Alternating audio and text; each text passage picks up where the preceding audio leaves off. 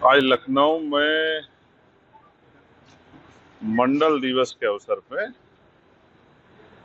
जन चेतना सम्मेलन है, जन चेतना आंदोलन है।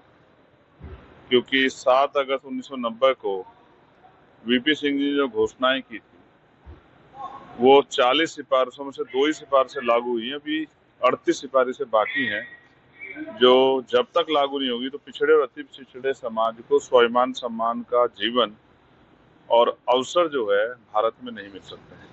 ये मांगे पूरी हों, इसलिए हम लोग जो हैं आज मंडल दिवस पे ये मंडल जन चेतना आंदोलन शुरू कर रहे हैं और इसको हम गांव-गांव तक, घर-घर तक ले जाएंगे। पहले उत्तर प्रदेश में, फिर देश के कोने-कोने में, जिससे सरकार इस मांग को सुने और इन वर्गों के हितों के लिए काम करे।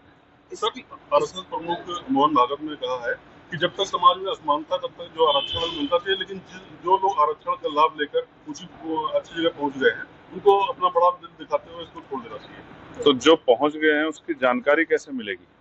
उनकी जानकारी ऐसे मिलेगी कि आर्थिक आंकड़े जारी हो जाए, उसके लिए जातिगत गणना हो जाए, तो पता लग जाए कि कौन आदमी, कौन समाज कितना आगे बढ़ गया है। फिर जातिगत जनगणना के बाद आर्थिक आंकड़े आ जाएंगे तो फिर उसका विश्लेषण कर लेंगे। लेकिन मोहन भागवत जी को बताना पड़ेगा कि क्या आर्थिक समानता से सोशल स्टेटस बदल सकता है क्या? जो सामाजिक भेदभाव है जो आजादी के अब तक भी चल रहा है, आजादी के बाद अब तक चल रहा है, क्या इसको बदला जा सकता है? अगर कोई आदमी पैसे वाला हो गया है तो क्या जाति के आधार पर उसके साथ उत्पीड़न या भेदभाव बंद हो जाएगा क्या? इसका जवाब भी मोहन भागवत जी को, और वो हमें क्यों कह रहे हैं, आपको क्यों कह रहे हैं? उनकी सरकार है, वो ये बात सीधे नरेंद्र मोदी जी को कहें। नरेंद्र मोदी जी इसको जो कैबिनेट में प्रस्ताव लिया है, बिल लिया है, कौन ना कर रहा है? तो फिर हम विपक्ष के लोग या जो भी सामाजिक न्याय को मानने वाले लोग हैं वो उनसे चर्चा कर लेंगे, विचार विमर्श कर लेंगे। मैं एक बात आपको बताना चाहता हूँ, ये जो अन्याय हुआ है सदियों से और जिस विषय पर आज हम लड़ रहे हैं, अब समय आ गया पिछड़े और अति पिछड़ी जातियों को राजनीतिक आरक्षण जैसे SC/ST को मिला है, अब अति पिछड़ी जातियों को भी पाल, प्रजापति, कश्यप, सैनी, मौर्य, शाक्य, कुशवाहा, बिंद, राजभर, केवट, मुल्ला, निषाद, विश्वकर्मा, सैन, इनको भी और जो ओबीसी की जातियां उनको भी विधानसभा और लोकसभा में राजनीतिक आरक्षण का लाभ मिलना चाहिए, क्योंकि इनका रिप्रेजेंटेशन कम है। मैं आपको ऐसी सैकड़ों जातियां गिनवा दूंगा जिन्होंने विधानसभा लोकसभा का मुंह ही नहीं देखा। जैसे सैन समाज का एक भी MLA नहीं है, सांसद तो बहुत दूर की बात है। तो जब इनके वर्ग का प्रतिनिधि नहीं होगा तो फिर कैसे इनके हितों की बात होगी? इसलिए अब हम ये आंदोलन चला रहे हैं कि न्यायपालिका में भी आरक्षण मिले, निजी क्षेत्रों में भी आरक्षण मिले और ठेकेदारी में भी SC/ST OBC के लोगों को आरक्षण मिले। आज से हमारा आंदोलन शुरू हो रहा है, बड़ा लंबा जाएगा। मेरी बात SP रामपुर लगातार कह रहे हैं कि मुसलमान जो गाय काटते हैं वो कहीं ना कहीं आतंकवादी हैं। कौन कह रहे हैं? SP रामपुर मैंने सुना नहीं है बयान। कल मेरी उनसे बात हुई थी एक विषय में, जब उनके एक SI जो है अनुसूचित जाति के एक बच्चे को जाति के आधार पर गाली दे रहे थे, तो उन्होंने मुझसे कहा था कि मैंने उन पर कार्रवाई कर दी है, उनको निलंबित कर दिया है और मैं पीड़ित परिवार को बुला रहा हूँ। सर, अगर पीड़ित परिवार FIR दर्ज कराना चाहेगा तो मैं कराऊंगा। ऐसा बयान मैंने सुना नहीं। अगर किसी ने ऐसा बयान दिया है तो उसका जवाब सरकार को देना चाहिए कि ये उनका बयान है, सरकार का बयान।